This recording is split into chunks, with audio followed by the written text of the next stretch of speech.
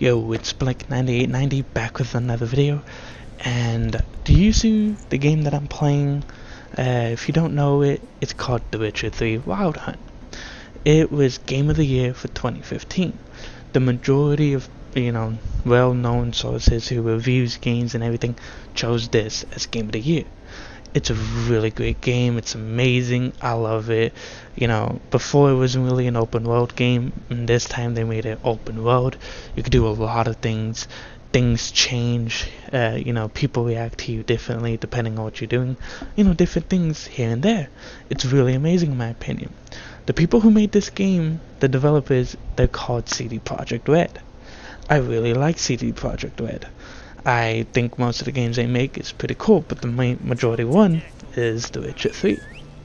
Or The Witcher series, honestly, because there was two other ones. Of course, they have said they're gonna make another Witcher, even though this is supposed to be the final one. It ended so high, the creator said, can't end it on this note. But I'm not trying to get into that right now.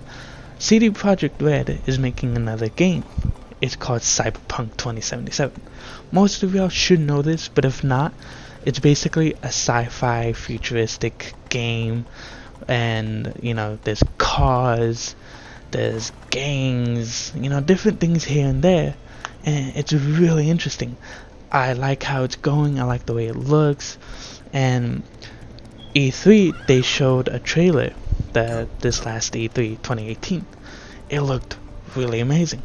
It was shown on Xbox game show, on their E3 show, and what's funny is a lot of people thought it was on Xbox.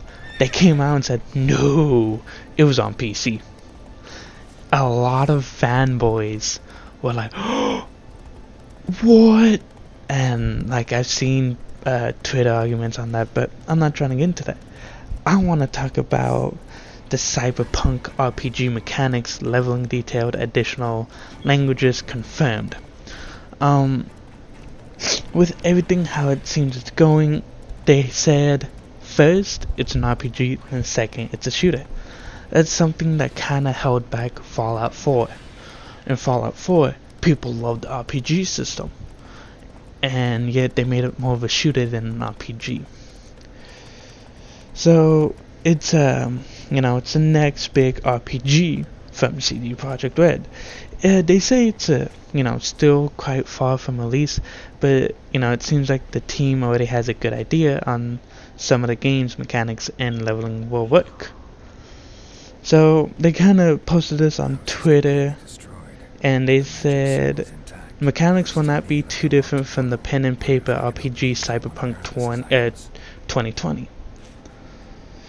And when someone asked a question, they replied, we have attributes like strength, reflexes, etc., which can be raised by leveling up and installing body cyberware skills, raised by successfully performing actions, hacking, crafting, shotguns, long guns, etc.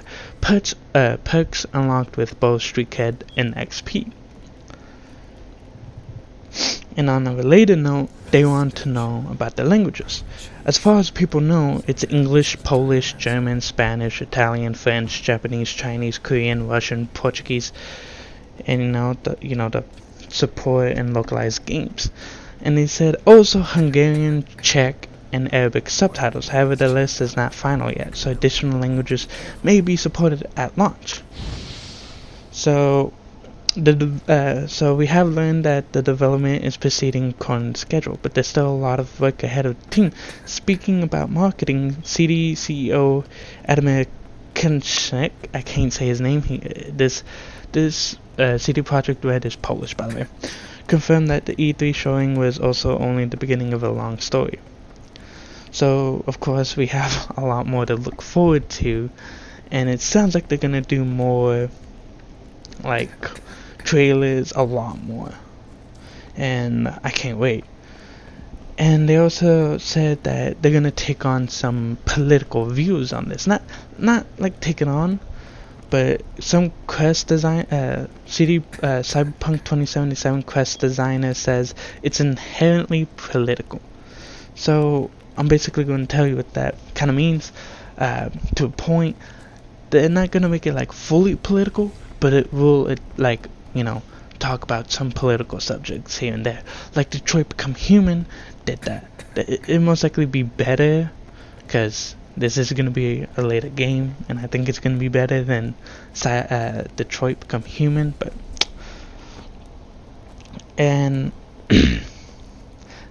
of particular interest, so again, they responded on Twitter, and he was basically said about whether the new game would contain political themes or social commentary.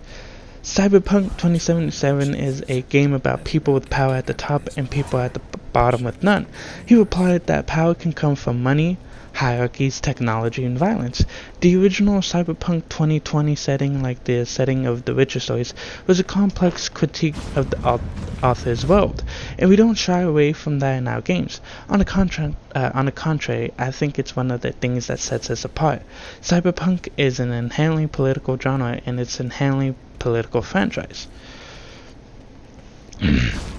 You know, so I'm not gonna go all in about it, but that's basically how it is, and it's kind of cool in my opinion. I like it. I think it's really interesting, and I can't wait for it. Like, I'm honestly like on the edge of my seat. I really want to play this, and I can't wait.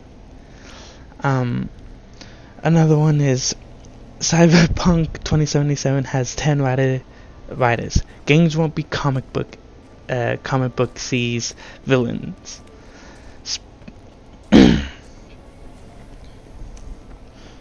So basically it's around 8 to 10 people, 10 at the moment, so it's quite a team.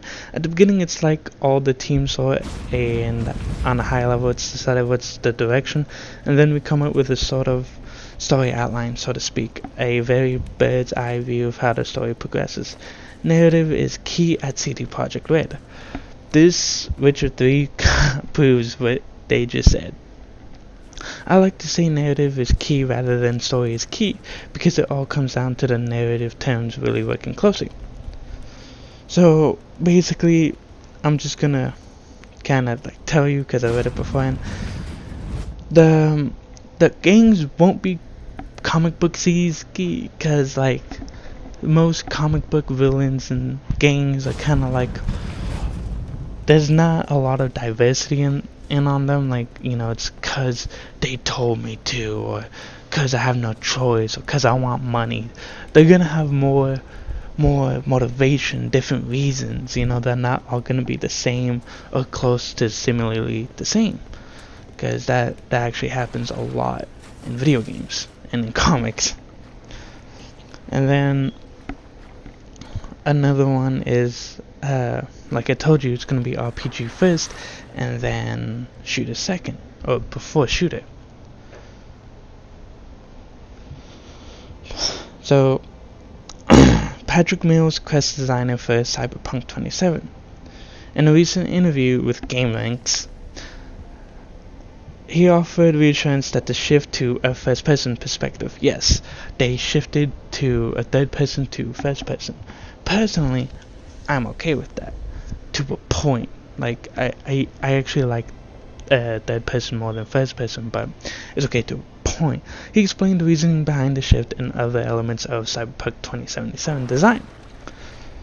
So, he's one of several figures who's been addressing far concerns and questions since E3. That's Patrick Mills. So, he was clear that a change in perspective didn't mean a change in genre. Well, it's an RPG, he stated. It's an RPG before it's a shooter, and it's really about making a character and inhabiting that character and living in this world, and making choices from not just the point of view of that character, but also of yourself. With The Witcher, you had Geralt, and Geralt had a history. He had decades of books, games, comics, and even a television series. Yeah, The Witcher is getting a television series. It's being created by Netflix. I can't wait. I think it's going to be cool. Either way, with a new one on the way. Continued Mills referencing the upcoming Witcher Netflix series, and it was about guiding him through his story, but with this, we want it to be your story, so really putting you in first person is the only way to do that. So, the way he's basically saying is, you know, the reason why they're shifting from third to first person is because they want you to feel more immersive in the game, to make you feel more like, holy crap, I'm really in this game. I'm just, you know, wow, I can't believe it. You know, I feel like I'm really the character and all this and that. You know how games try to do, but they're really going for it with the first person point of view, and I can't wait. I'm not lying. I'm probably gonna hype this game up, cause CD Projekt Red, I have like played little bits of The Witcher here and there. This is the actual first Witcher game I can play, and I wouldn't mind playing more by them because I actually do like their games. Of course, it's all up to y'all if y'all gonna play. You know, y'all have a choice. I recommend picking up this game and getting the DLCs for it, because the Blood and Wine DLC, everyone said that if that was a standalone game in 2016, it could have won and beat Overwatch, and I'm actually pretty happy about that. I don't really like Overwatch that much, but either way. And you know, Cyberpunk is a different take. If you want to, if like you have time, I suggest watch the E3 trailer. It's really, really great. Either way, that's all I have to say. That's all the information I have for Cyberpunk 2077. I hope you enjoy. Please like, subscribe, and comment down below what you want to see in Cyberpunk 27 and what you want to know.